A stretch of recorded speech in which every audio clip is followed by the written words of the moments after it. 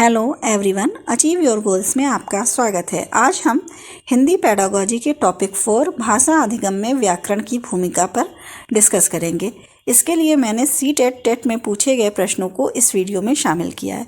तो शुरू करते हैं आज का वीडियो। नंबर 1 है, लगभग 2 साल के बच्चे तार वाली भाषा टेलीग्राफिक स्पीच का प्रयोग करते हैं। तार वाली भाषा का अर्थ है, ऑप्शन है यहाँ पे 1 तार में प्रयुक्त होने वाले शब्दों का प्रयोग करना, ऑप्शन 2 है अंग्रेजी शब्दों का उपयोग करना, ऑप्शन 3 है संक्षिप्त वाक्यों का प्रयोग करना और ऑप्शन 4 है मुख्य अर्थ को व्यक्त करने वाले संज्ञा, क्रिया, विशेषण आदि 2 शब्दों वाली अभिव्यक्ति। जो टेलीग्राफिक स्पीच होती है उसका अर्थ होता है संक्षिप्त वाक्यों का प्रयोग करना, लेकिन यहाँ पे छोटे बच्चों के बारे में बात की जा रही है। तो यहाँ पे उसका अर्थ ये होगा कि मुख्य अर्थ को व्यक्त करने के लिए छोटे बच्चे क्या बोलते हैं कि कभी सिर्फ संज्ञा बोलते हैं, कभी क्रिया बोलते हैं, विशेषण बोलते हैं, सिर्फ 2 शब्दों वाले वाक्य बोलते हैं। तो यहाँ पे क्या सही होगा? ऑप्शन 4। क्वेश्चन नंबर 2 है, स्कूलों में प्रायः व्याकरण शिक्षण नीरस व अरुचिकर हो जाता है। इसका कारण क्या है? ऑप्शन है 1 शिक्षकों को व्याकरण का पर्याप्त ज्ञान न होना, ऑप्शन 2 अन्य विषयों के शिक्षण में किसी भाषा के व्याकरण का कोई योगदान नहीं होता, ऑप्शन 3 व्याकरण को सिखाने के लिए प्रायः पुस्तक प्रणाली का सहारा लिया जाता है और ऑप्शन 4 व्याकरण सिखाने में छात्रों की कोई रुचि नहीं होती। व्याकरण सीखने में छात्रों की कोई रुचि नहीं होती। तो लेकिन यहाँ पूछ रहा है कि स्कूलों में व्याकरण का शिक्षण जो है नीरस व अरुचिकर क्यों हो जाता है? क्योंकि जो है शिक्षक व्याकरण को सिखाने के लिए प्रायः पुस्तक प्रणाली का सहारा लेता है। तो ऑप्शन 3 यहाँ पे सही होगा। क्वेश्चन नंबर 3 है, विद्यालय आने से पूर्व बच्चों के पास ऑप्शन 1 व्याकरण की समझ बिल्कुल नहीं होती, ऑप्शन 2 व्याकरण की पूर्ण समझ होती है, ऑप्शन 3 व्याकरण की सचेत समझ नहीं होती और ऑप्शन 4 है व्याकरण की सचेत समझ होती है। यहाँ पे क्या होगा सही आंसर? विद्यालय आने से पूर्व बच्चों के पास व्याकरण की समझ नहीं होती है। तो ऑप्शन 3 यहाँ पे सही होगा। क्वेश्चन नंबर 4 है, व्याकरण शिक्षण को सरस एवं रुचिकर बनाने के लिए निम्नलिखित में से कौन सा उपाय नहीं किया जा सकता है? ऑप्शन 1 व्याकरण की पाठ्यचर्या छात्रों के स्वरानुकूल बनाना, ऑप्शन 2 व्यावहारिक व्याकरण की शिक्षा भाषा संसर्ग विधि से देना, ऑप्शन 3 छात्रों को नियम व परिभाषाएं रखने के लिए प्रोत्साहित किया जाना और ऑप्शन 4 व्याकरण शिक्षा को दृश्य श्रव्य सामग्री के प्रयोग से रोचक बनाया जाए। यहाँ पे कह रहा है क्वेश्चन में कि सरस व रुचिकर बनाने के लिए कौन सा उपाय नहीं किया जा सकता है। तो यहाँ पर क्या नहीं किया जा सकता है? छात्रों को नियम व परिभाषाएं रखने के लिए प्रोत्साहित किया जाना नहीं चाहिए। तो ऑप्शन 3 हमारा सही होगा। क्वेश्चन नंबर 5 है, छात्र व्याकरण के माध्यम से करना सीखते हैं। ऑप्शन 1 है ध्वनियों का शुद्ध उच्चारण, ऑप्शन 2 है विराम चिन्हों का शुद्ध उच्चारण प्रयोग, ऑप्शन 3 है भाषा का लिखित एवं मौखिक रूप से शुद्ध प्रयोग, ऑप्शन 4 है ध्वनियों में सूक्ष्म अंतर।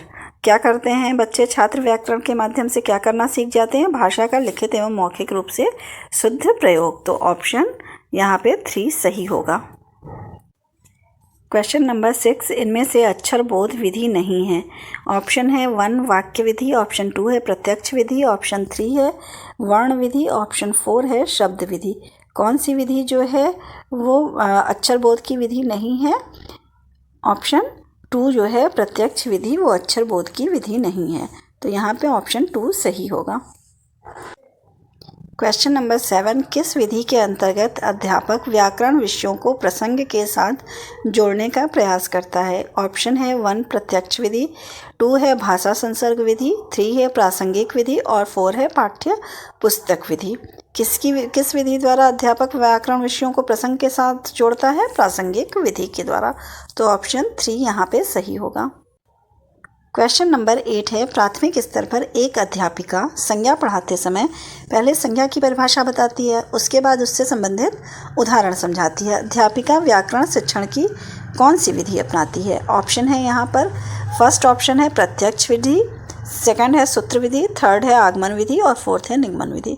किस विधि का प्रयोग कर रही है? निगमन विधि का प्रयोग कर रही है, क्योंकि पहले वो क्या कर रही है, संज्ञा की परिभाषा बता रही है, उसके बाद उदाहरण बता रही है। तो ऑप्शन 4 यहाँ पर सही होगा। क्वेश्चन नंबर 9 है निगमन विधि है। ऑप्शन 1 नियम बताकर उदाहरण देना, ऑप्शन 2 उदाहरण देकर नियम समझाना, ऑप्शन 3 भाषा का अनुकरण करने की विधि और ऑप्शन 4 है बिना उदाहरण दिए भाषा सिखाना। सही आंसर क्या होगा? निगमन विधि क्या होती है? नियम बताकर उदाहरण देना। तो ऑप्शन 1 सही होगा। क्वेश्चन नंबर 10 है आगमन विधि द्वारा व्याकरण पढ़ाने में कौन सा शिक्षण सूत्र कार्य करता है? ऑप्शन 1 है मूर्त से अमूर्त की ओर, ऑप्शन 2 कठिन से सरल की ओर, ऑप्शन 3 ज्ञात से अज्ञात की ओर और ऑप्शन 4 है 1 और 3। क्या है? आगमन विधि द्वारा व्याकरण पढ़ाने में कौन सा शिक्षण सूत्र कार्य करता है? मूर्त से अमूर्त की ओर और ज्ञात से अज्ञात की ओर। तो ऑप्शन 4 हमारा यहाँ पे सही होगा। ऑप्शन 4 सही होगा।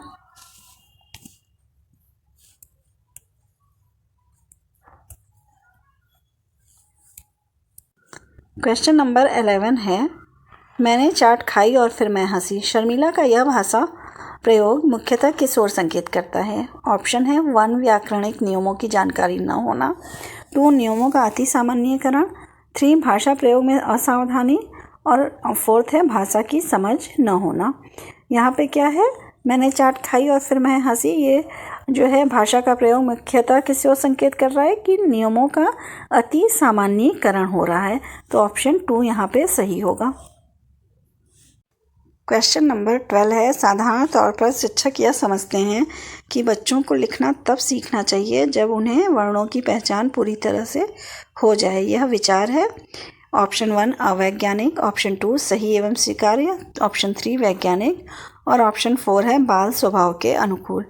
क्या होना चाहिए? वर्णों को पहले पहचानना, उसके बाद लिखना सीखना चाहिए। ये विचार जो है वो वैज्ञानिक है। ऑप्शन 3 यहाँ सही हो जाएगा। क्वेश्चन नंबर 13 व्याकरण शिक्षण के संदर्भ में कौन सा कथन सही है? ऑप्शन 1 व्याकरण शिक्षण के लिए समय सारणी में अलग से कालांतों की व्यवस्था होनी चाहिए। ऑप्शन 2 भाषा प्रयोग की अपेक्षा भाषा नियमों को ही महत्व देना चाहिए। ऑप्शन 3 बच्चे परिवेश में उपलब्ध भाषिक प्रयोगों के आधार पर स्वयं भाषा के नियम बनाने की क्षमता रखते हैं। ऑप्शन 4 व्याकरण शिक्षण अत्यंत आवश्यक है। यहाँ पे क्या है? व्याकरण शिक्षण के संदर्भ में कौन सा कथन सही है कि व्याकरण शिक्षण अत्यंत आवश्यक है। ऑप्शन 4 यहाँ सही होगा। क्वेश्चन नंबर 14 पढ़ना सीखने का वास्तव में सबसे अच्छा तरीका यह है कि बच्चे ऑप्शन 1 12 खड़ी अच्छी तरह से याद करें, ऑप्शन 2 बिना मात्रा वाले शब्दों की वर्तनी बता सकें, ऑप्शन 3 चित्र के साथ अनुमान लगाना सीखें, ऑप्शन 4 सबसे पहले वर्णों की पहचान करना सीखें। यहाँ वर्गों लिखा हुआ है, वर्णों की पहचान से करना सीखें। तो सही आंसर क्या होगा? ऑप्शन 4 सबसे पहले वर्णों की पहचान करना सीखें। क्वेश्चन नंबर 15 है व्याकरण पढ़ाते हुए एक शिक्षक का उद्देश्य नहीं होता। पहला है छात्र भाषिक संरचनाओं का ज्ञान प्राप्त कर सके, ऑप्शन 2 छात्र शुद्ध एवं अशुद्ध भाषा में अंतर कर सकें, ऑप्शन 3 छात्र केवल शुद्ध लेखन कर सकें और ऑप्शन 4 है छात्र शुद्ध उच्चारण कर सकें। यहाँ उद्देश्य नहीं होता पूछा है, तो नहीं क्या होता है? उद्देश्य व्याकरण पढ़ाते हुए शिक्षक का छात्र केवल शुद्ध लेखन कर सकें, ये उद्देश्य नहीं होता है। ऑप्शन 3 सही होगा। क्वेश्चन नंबर 16 है संदर्भ में व्याकरण का शैक्षिक निहितार्थ है। ऑप्शन 1 है व्याकरण पाठ के संदर्भ में सिखाया जाता है, ऑप्शन 2 पाठ के संदर्भ में व्याकरण जानना जरूरी नहीं है, ऑप्शन 3 व्याकरण को और संदर्भ दोनों अलग अलग हैं, ऑप्शन 4 व्याकरण का संदर्भ पाठ्य पुस्तक में ही होता है। यहाँ पे क्या है? संदर्भ में व्याकरण का शैक्षिक निहितार्थ है कि व्याकरण पाठ के संदर्भ में सिखाया जाता है। ऑप्शन 1 यहाँ पर सही हो जाएगा। क्वेश्चन नंबर 17 है भाषा की शिक्षिका होने के नाते व्याकरण पढ़ाते हुए आपका उद्देश्य होगा। ऑप्शन 1 बच्चों को व्याकरणिक नियमों से अवगत कराना, ऑप्शन 2 बच्चों को भाषिक संरचनाओं से अवगत कराना, ऑप्शन 3 बच्चों को वाक्य रचना के नियम बताना, ऑप्शन 4 भाषा का शुद्ध प्रयोग करना सिखाना। भाषा की शिक्षिका होने के नाते व्याकरण पढ़ाते हुए उद्देश्य क्या होना चाहिए? भाषा का शुद्ध प्रयोग करना सिखाना। तो ऑप्शन 4 यहाँ पर सही होगा।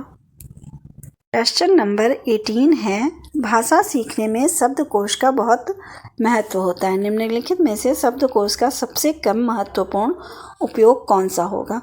ऑप्शन 1 है किसी शब्द का अर्थ जानना। ऑप्शन 2 किसी शब्द का समानार्थी शब्द जानना। ऑप्शन 3 किसी शब्द की सही वर्तनी जानना। और ऑप्शन 4 है अक्षरों और वर्णों का क्रम जानना। तो भाषा जो है शब्दकोश का जो महत्व होता है उसमें सबसे कम महत्वपूर्ण उपयोग क्या है कि अक्षरों और वर्णों का क्रम जानना, किस क्रम पे है ये जानना सबसे कम महत्वपूर्ण है। ऑप्शन 4 सही होगा।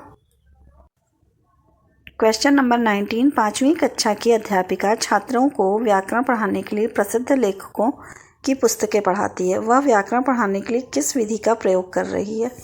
ऑप्शन 1 आगमन विधि, 2 भाषा संसर्ग विधि, 3 समवाय विधि और 4 सहसंबंध विधि। कौन सी विधि का प्रयोग कर रही है? भाषा संसर्ग विधि का प्रयोग कर रही है। ऑप्शन 2 सही होगा। क्वेश्चन नंबर 20 है, उसने पढ़ा, उसने खाया, उसने चीखा जैसे भाषा प्रयोग दर्शाते हैं। ऑप्शन 1 नियम का उल्लंघन, ऑप्शन 2 संदर्भ की समझ न होना, ऑप्शन 3 नियम कंठस्थ न होना और ऑप्शन 4 नियमों का अति सामान्यीकरण। तो क्या है? उसने पढ़ा, उसने खाया, ये सब क्या है? नियमों का अति सामान्यीकरण है। तो ऑप्शन 4 यहाँ सही होगा। अगर आपको मेरी ये वीडियो पसंद आई हो तो प्लीज़ लाइक और सब्सक्राइब करें। Thank you.